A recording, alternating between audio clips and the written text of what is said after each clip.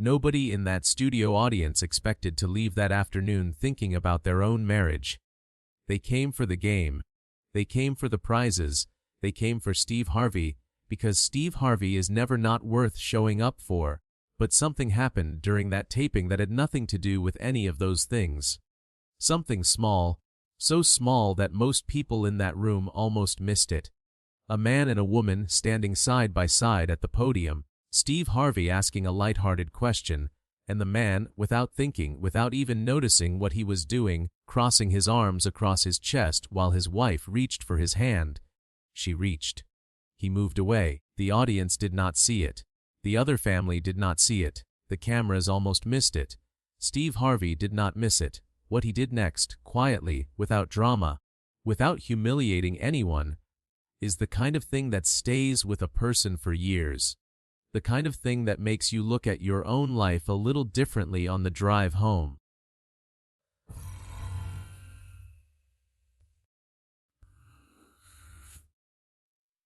Margaret Tanner was 57 years old, and she had the kind of face that tells you immediately that she has spent her life taking care of other people.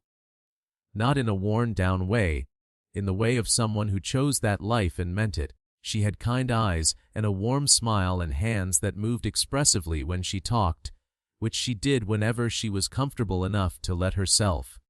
She had been a home health aide for 19 years, working with elderly patients in the Birmingham, Alabama area. Every weekday she drove to someone else's home, sat with someone else's parent, helped someone else's family carry a weight that had grown too heavy to carry alone. She bathed people. She read to people. She held the hands of people who were afraid. She had been present at 11 deaths in her career, and she had held the hand of every single one of those patients as they went. She knew, better than almost anyone, what it meant to a person to feel a hand in theirs. Her husband, Dennis Tanner, was 59. He had worked for the same telecommunications company for 22 years, starting as a field technician and eventually moving into a supervisory role that he neither loved nor hated, but which paid steadily and provided the kind of stability that he had decided, at some point in his 40s, was what mattered most. He was not an unkind man. He was not a cruel man. He was, in the way of many men who have been married a long time and have stopped examining their habits, simply a man who had become comfortable with distance.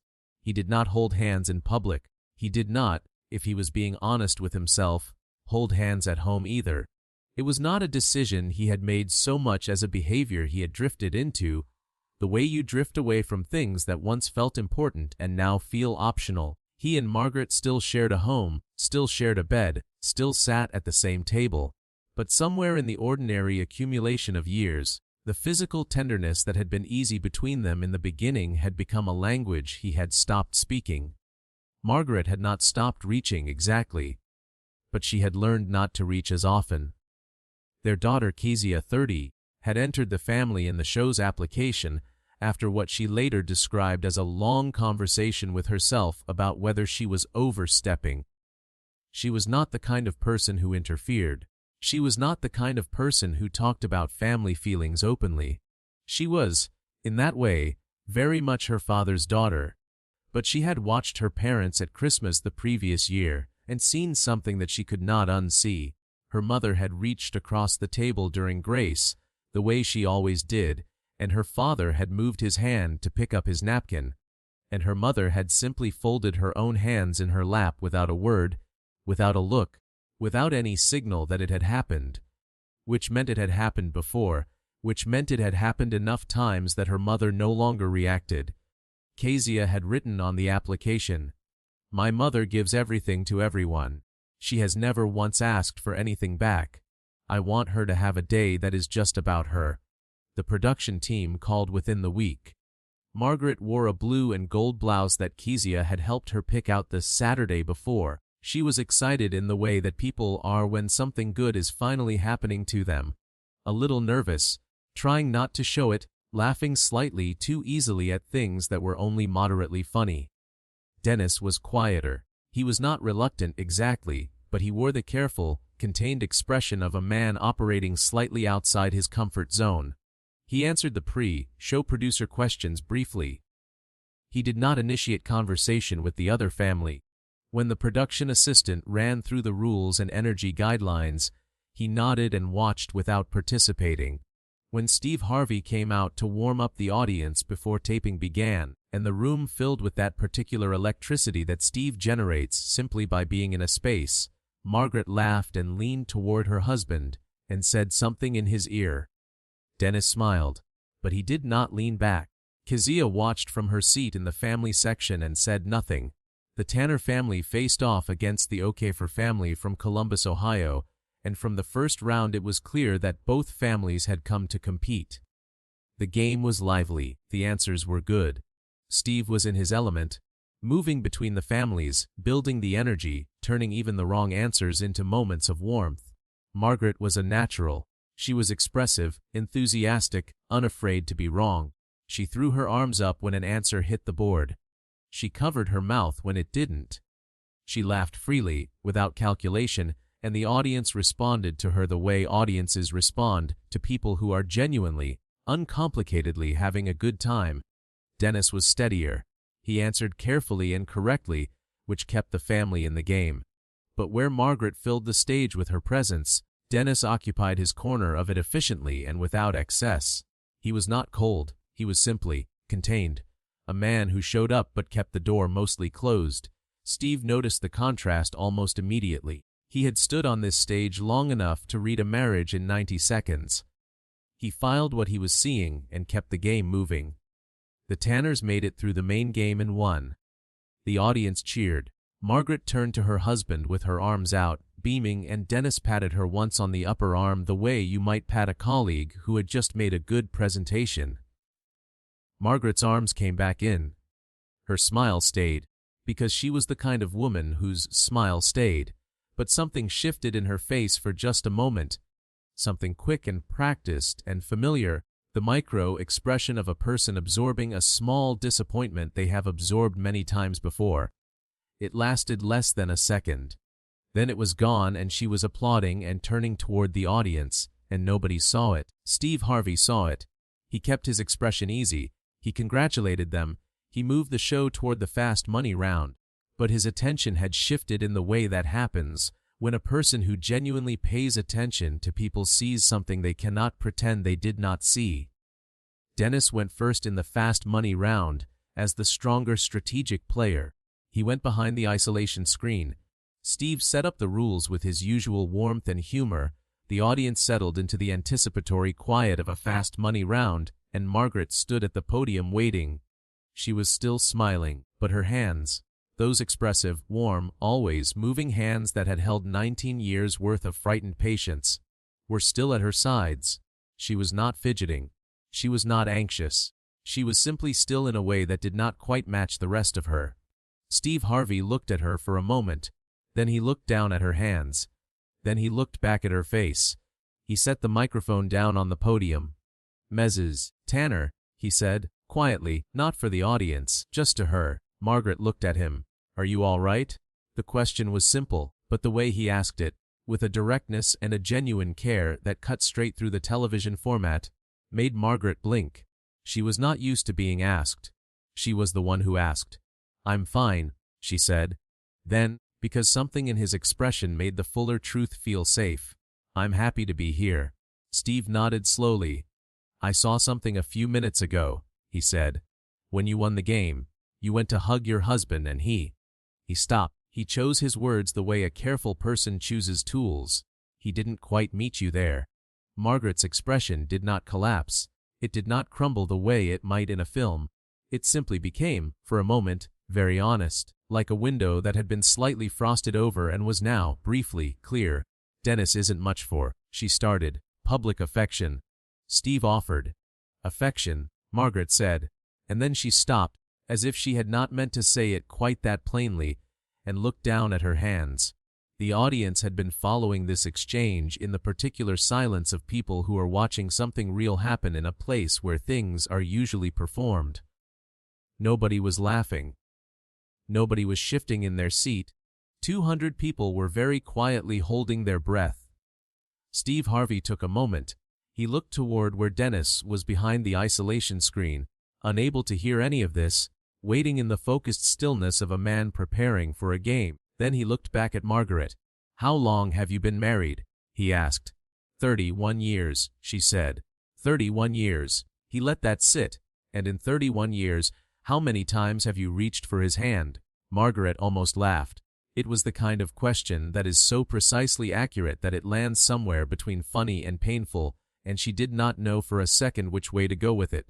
Then she said, softly, "Every time." Steve Harvey nodded. He looked out at the audience for a moment, not performing, just gathering himself. And then he said, "I'm going to bring Dennis out here before we start the clock, because I think there's something more important than fast money right now." A producer in the booth reached for a headset. The floor manager made the smallest gesture of uncertainty. Steve Harvey raised one hand, briefly, without looking at either of them. He had made his decision. Dennis Tanner came out from behind the isolation screen with the expression of a man who assumes he is being brought out for a game-related reason. He looked at Steve. He looked at Margaret. He looked at the audience, which was watching him with an attention that was slightly more focused than the ordinary attention of a game show crowd.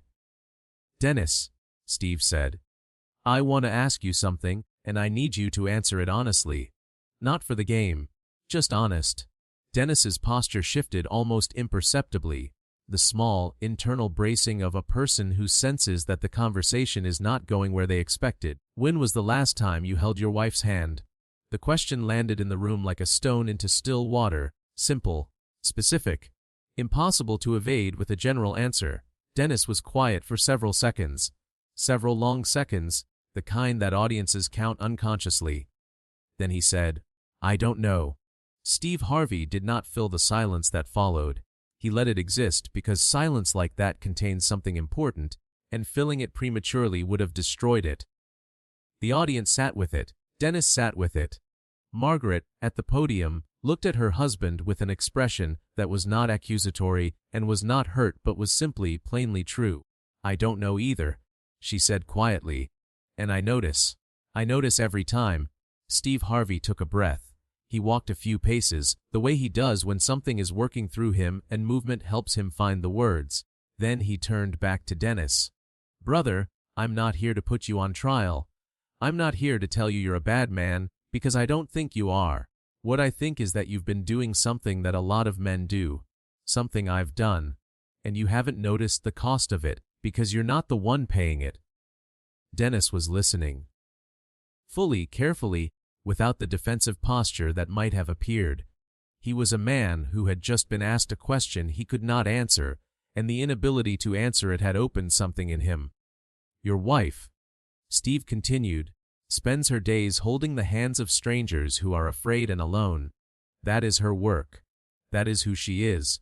She goes home every night to the person who is supposed to be closest to her in the world, and she reaches for him."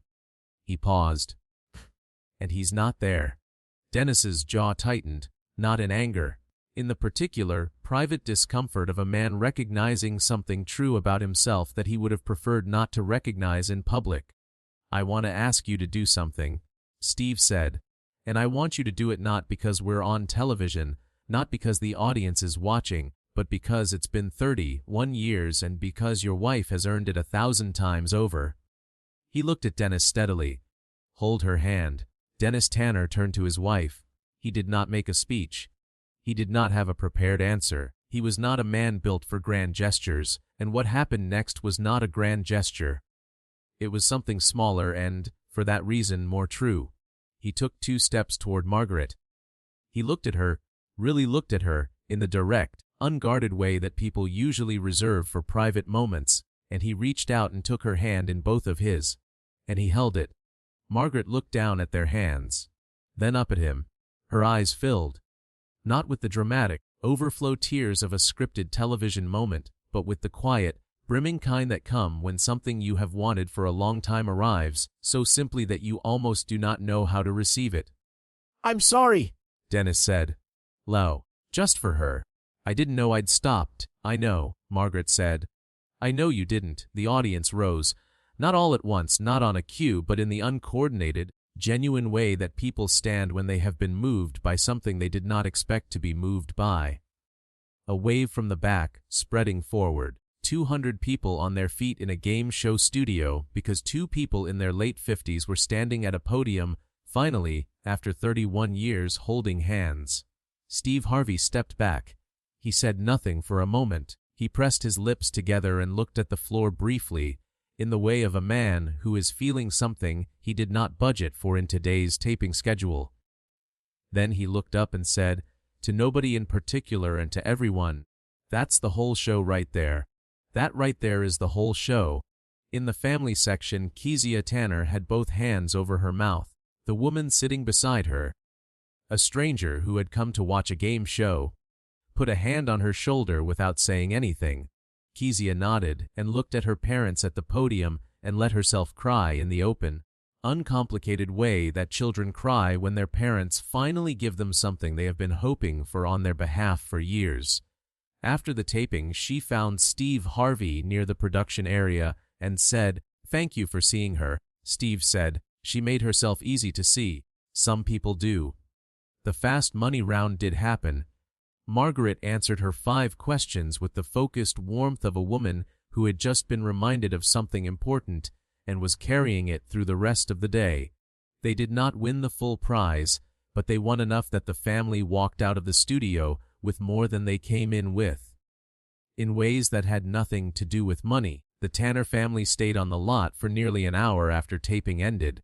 Dennis and Margaret sat on a bench outside the studio building, while Kezia went to retrieve coats and bags. They sat close together. Their hands, by the time Kezia came back, were still joined. She took a photograph on her phone. She did not post it anywhere. She kept it for herself because some things are not for sharing. Some things are just for knowing that they happened. When the episode broadcast 2 months later, the clip of Steve Harvey stopping the fast money round to bring Dennis out from behind the isolation screen moved through social media with the particular speed of something that is not simply entertaining, but is personally recognizable. By the end of the first 24 hours, it had been viewed over 15 million times. By the end of the week, it was one of the most shared clips the show had ever generated. What struck viewers was not the drama of it, because there was very little drama. Nobody shouted. Nobody broke down spectacularly. What struck people was the quiet precision of what Steve Harvey had observed and acted on. He had noticed a hand reach. He had noticed a body turn away. He had seen, in a moment that lasted less than 2 seconds, the summary of a pattern that had gone on for years, and he had stopped the game. That is what people kept returning to. That someone had paid that quality of attention. That someone had refused to let the moment pass. The comments on the clip ran for hundreds of thousands of entries. A retired nurse from Oregon wrote that she had watched the clip 4 times because it reminded her of her own husband of 38 years, who had quietly begun holding her hand again after watching it with her. A man from Philadelphia wrote that he had called his wife at work after watching and asked if she had a few minutes because he needed to tell her something he had been meaning to say for a long time. A couple from rural Texas wrote that they had framed a printed screenshot of the moment Dennis took Margaret's hand and put it on the wall of their bedroom because they wanted to see it every morning.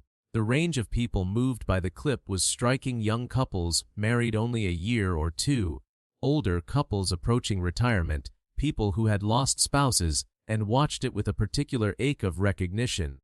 The clip seemed to reach everyone who had ever understood, at some level, that the small gestures of a marriage are not decorative.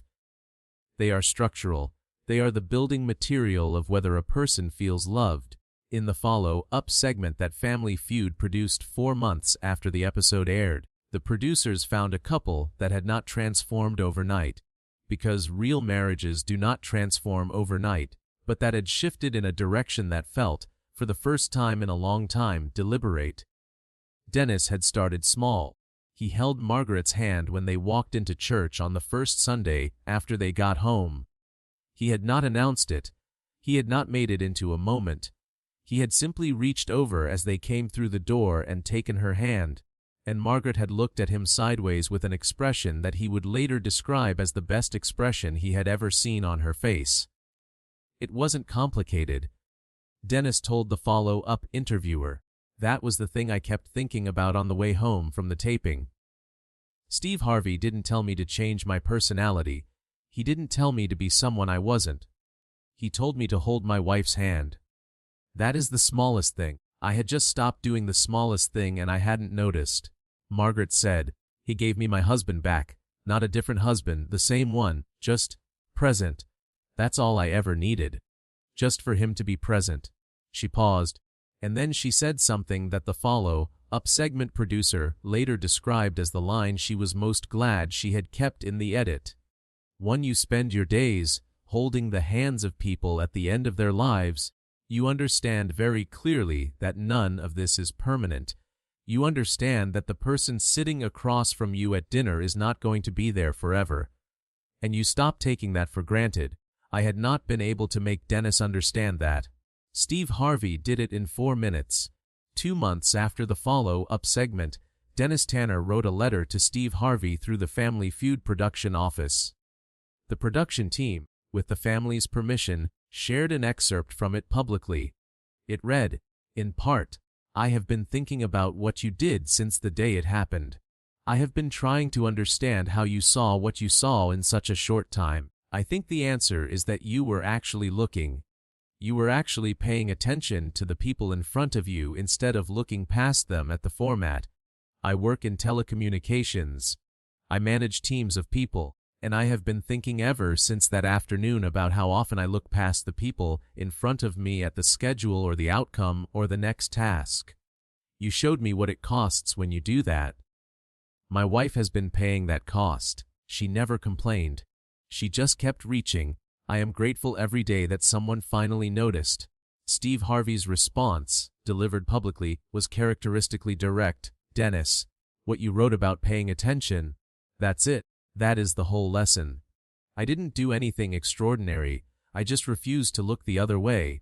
That's available to every one of us, every day, with the people we love. Don't waste it. The Tanner family's story generated a conversation that extended well beyond the clip itself. Marriage therapists and relationship counselors began citing the moment in their practices, not as a model of dramatic intervention, but as an illustration of what researchers in the field of relationship psychology call bids for connection. The small, often nonverbal attempts that partners make to reach each other, and the enormous cumulative damage of those bids being consistently unmet. Dr. John Gottman, whose research on what sustains marriages has been foundational in the field, has written extensively about the significance of turning toward a partner's bids rather than away from them. The moment captured in the Tanner clip, a hand reaching, a body turning, is almost a visual diagram of that research. What made it powerful on television was not that it was unusual. It was that it was common. Millions of viewers saw something they recognized because it was happening, in some version, in their own homes. A podcast on relationship health dedicated a full episode to discussing the clip and its response. The host noted that the most repeated phrase in the listener comments was a variation of, "I didn't know anyone else felt this." That collective recognition, the sense that a private, unnamed experience had been named in public, seemed to be a large part of what gave the moment its reach. For Margaret Tanner, the weeks following the episode's broadcast brought something she had never expected, a degree of public attention that she neither sought nor quite knew what to do with. Strangers approached her at her local grocery store. Her patients' families recognized her.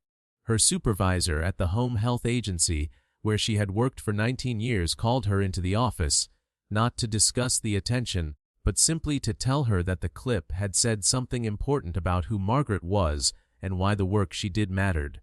Margaret's response to all of it was consistent and characteristic. She was gracious. She redirected the conversation toward the people she cared for. She said, more than once, that the real thing the clip had done was remind people to pay attention to each other while they still had the chance. A message she had been living professionally for nearly 2 decades.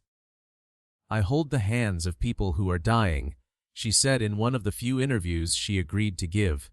And the thing they almost never talk about is the grand moments, the anniversaries or the big trips or the accomplishments. What they talk about is the ordinary days. They talk about sitting at the kitchen table, They talk about somebody who touched their face for no reason. They talk about the hand that reached for theirs in the dark. She paused. I just wanted my husband to know that those things matter while there is still time for them to matter. Steve Harvey gave me that. 1 year after the original taping, the Tanner family returned to the Family Feud stage for a brief anniversary appearance. The producers had not expected what they found: a couple who looked, visibly, different from the pair who had stood at those podiums 12 months earlier, not younger, not transformed by some external event, simply closer.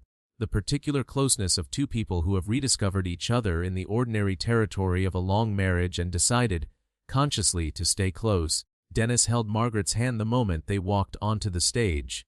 He did not make a production of it. He simply reached over, and she took his hand, and they walked out together the way people do when holding hands is not a gesture but a habit, the good kind of habit, the kind built on intention rather than distance. Steve Harvey, watching from the side of the stage, said nothing. He simply nodded. Later he said, "That's what a year of choosing to show up looks like. It doesn't look like a fireworks display. It looks like two people walking out holding hands because that's just what they do now. That's the whole thing. That's everything." The story of Margaret and Dennis Tanner is not a story about a dramatic rescue or a sudden revelation. It is a story about something quieter and more universal: the way that love, over time, can slip into administration. The way that two people who built something together can become so focused on maintaining the structure that they forget to inhabit it. The way that reaching, that small, daily, unremarkable act of reaching, can become, over years, a gesture that one person makes and one person no longer meets. It is also a story about what it costs to pay real attention to the people in front of you. Steve Harvey stopped a game show to address a 2-second moment that most people would have missed. He did not stop it because the cameras were rolling. He stopped it because he was genuinely paying attention, and genuine attention is, at its core, a form of respect. It says you are not scenery. You are not background. What is happening with you matters to me right now. That is the lesson the Tanner family carried home. That is the lesson that 15 million viewers took into their own lives. Not a lesson about grand gestures or perfect marriages or the kind of love that exists only in films. A lesson about a hand, about the courage to reach, and about the equal courage. The courage that Dennis Tanner found on a Tuesday afternoon in a television studio. To reach back. Dennis Tanner walked into that studio a man who had drifted, gradually and without meaning to, away from the person he had promised to stay close to. He walked out a man who had been asked a question he could not answer, and who had decided, in the silence of not being able to answer it, that he was going to change that. Margaret Tanner walked in carrying 31 years of quiet reaching, 31 years of arms opening and coming back empty, 31 years of a smile that stayed because that is what she had learned to do. She walked out with her husband's hands around hers, and a look on her face that her daughter kept in a photograph on her phone for the rest of that year, and Steve Harvey, who has stood on more television stages than most people will ever see, who has made more people laugh than he will ever be able to count, chose one Tuesday afternoon to stop counting laughs and start paying attention to something that mattered more. He saw a hand reach. He saw a body turn away. And he refused, quietly and completely, to pretend he had not seen it. That is the gift he gave that day, not to Margaret only, to everyone watching, the reminder that noticing is an act of love, that attention is a form of care, that the smallest moments, a hand extending across a podium, two people standing a little closer than they did an hour ago, are not small at all. They are, in the end, what everything is made of.